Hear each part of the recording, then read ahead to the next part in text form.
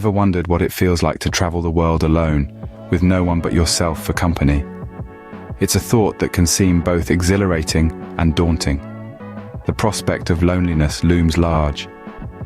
Yet in the vast expanse of the globe, there are countless tales of individuals who, despite their solitary journeys, have discovered profound connections. This video seeks to unravel the intricate tapestry of solo travel, exploring the paradox of finding connection in isolation. Venture with us as we delve into the world of solo travel.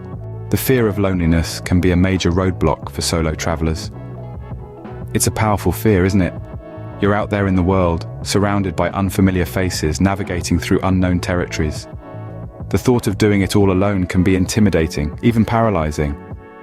For some, the idea of solo travel might even conjure up images of sitting alone in a hotel room, eating meals by oneself, and essentially being trapped in a bubble of isolation. This fear is valid and shared by many. It is, indeed, one of the most common concerns for potential solo travelers. According to a recent survey, around 70% of people who have never traveled solo cite fear of loneliness as their prime deterrent. But let's unpack this fear a little bit. What exactly are we afraid of when we talk about loneliness? Is it the lack of familiar company, the absence of shared experiences, or perhaps the daunting prospect of having to rely solely on ourselves? Interestingly, loneliness isn't just about being alone. It's a subjective feeling of being disconnected or isolated. You could be in a crowd of hundreds and still feel lonely, just as you could be sitting alone on a mountaintop and feel deeply connected to the world around you. So, does solo travel necessarily lead to loneliness? The statistics might surprise you. A study found that over 80% of solo travelers reported feeling less lonely when they were traveling alone than when they were at home. This is because solo travel often opens up opportunities for connection that we might not have in our daily lives. It forces us out of our comfort zones and encourages us to engage with the world in a way we might not otherwise do. Yes, solo travel can be challenging.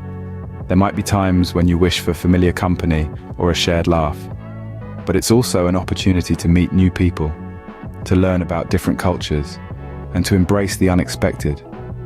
It's a chance to discover that you're never truly alone when you're open to the world. But is this fear of loneliness always justified? People travel alone for many reasons, and often they find connection in the most unexpected places. Our first story is about Emma, a young woman from London who took a solo trip to Japan. Emma was initially nervous about the language barrier and cultural differences, but she was determined to experience the country in her own way. She stayed in a cozy, family-run guest house in Kyoto, where she met a local named Hiroshi. Despite their language differences, they communicated through shared experiences, discovering the city together, trying new foods, and even attending a traditional tea ceremony. Hiroshi introduced Emma to his friends and family, and she was warmly welcomed into their community. Emma discovered that connection doesn't always require words. Sometimes it's about shared experiences and mutual respect. Our second tale comes from Thomas, a retired teacher from Manchester who decided to embark on a solo journey across the United States. Thomas had always been fascinated by the vast landscapes of America, from the towering skyscrapers of New York to the endless deserts of Arizona. As he traveled, he felt a deep connection with the places he visited. He was captivated by the energy of Times Square, the tranquility of the Grand Canyon, and the vibrant culture of New Orleans. He found that each place had its own unique character, its own heartbeat. And as he explored, he felt as if he was becoming a part of each place, absorbing their stories, their histories, their essence. Thomas discovered that he didn't need company to feel connected. The locations themselves became his companions, each one leaving a lasting imprint on his heart. Our final story is about Sarah, a corporate executive from Birmingham who decided to take a solo trip to Bali after a particularly stressful period at work. Sarah was used to being constantly connected, always on her phone or laptop, always in meetings or answering emails. But in Bali, she decided to disconnect from her usual routine. She spent her days exploring the lush rice fields, meditating in ancient temples, and learning to surf on the turquoise waves. She found connection not in others, but in herself. She discovered her own strengths, her own passions, her own rhythm. She learned to appreciate her own company to enjoy the silence, to be present in the moment. Sarah discovered that sometimes the most profound connections we make are with ourselves. So, there you have it. 3 unique stories of connection found in solo travel. Emma, who found connection in the people she met and the friendships she formed. Thomas, who found connection in the places he visited, each one telling its own unique story. And Sarah, who found connection in herself, discovering her own strengths and passions. Each story is different, each journey unique. But they all share one common theme: connection. Connection with others, with places, with oneself. And these connections, these moments of understanding and shared experiences, these are what make travel so enriching, so transformative. So it seems, loneliness is not always a given in solo travel. It's about being open to new experiences, being present in the moment, being receptive to the world around you. Because when you travel alone, you're never truly alone.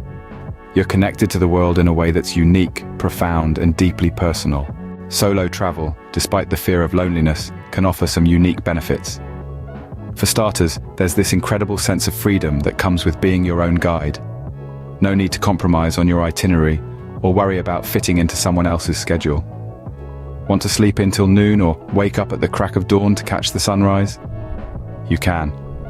Fancy trying out an exotic local dish or spending the entire day in a museum? It's all up to you. Each day is a blank canvas, and you're the artist with the brush. This freedom also extends to the people you meet.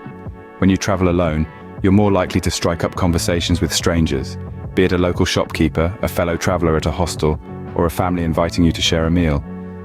These interactions can lead to authentic cultural exchanges, deep connections, and friendships that span continents.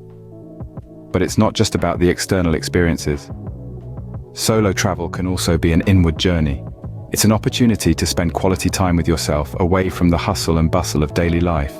You get to know yourself better, your strengths, your weaknesses, your passions.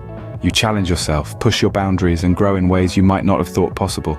And then there's the confidence and self-reliance you gain, navigating unfamiliar places, solving problems on the fly, making decisions on your own. All these experiences can be incredibly empowering. You return home not just with a suitcase full of souvenirs, but also a newfound sense of self-assurance and independence. So yes, solo travel might seem daunting at first. The fear of loneliness can be a significant hurdle. But the rewards, as we've discussed, can far outweigh the challenges. It's about discovering new places, meeting new people, and perhaps most importantly, discovering new aspects of yourself. Solo travel can be a journey not just across the world, but also into oneself. So, is solo travel for you? This is the question we've been exploring today. We've journeyed through the fear of loneliness, a fear that can often seem insurmountable. But as we've seen, it's a fear that can be overcome. By stepping out of our comfort zones and into the unknown, we open ourselves up to a world of possibilities. We've heard stories of connection from solo travelers, stories that remind us that even when we're alone, we're never truly isolated. There's a whole world out there, filled with people and experiences just waiting to be discovered. And it's often in these unexpected encounters that we find the most profound connections. We've also delved into the benefits of solo travel. The freedom to set your own pace, to follow your own path, to truly immerse yourself in a new place and culture. It's an opportunity not just for adventure, but for self-discovery. And yet, the thought of traveling alone can still seem daunting. It's normal to feel this way. But remember, it's in facing our fears that we grow. It's in embracing the unknown that we find ourselves. So consider solo travel. Embrace the solitude, the freedom, the opportunity for connection. And as you embark on your next adventure, whether it's across the globe or just around the corner, keep this in mind. Remember, in the words of Paul Tillich, loneliness expresses the pain of being alone, and solitude expresses the glory of being alone.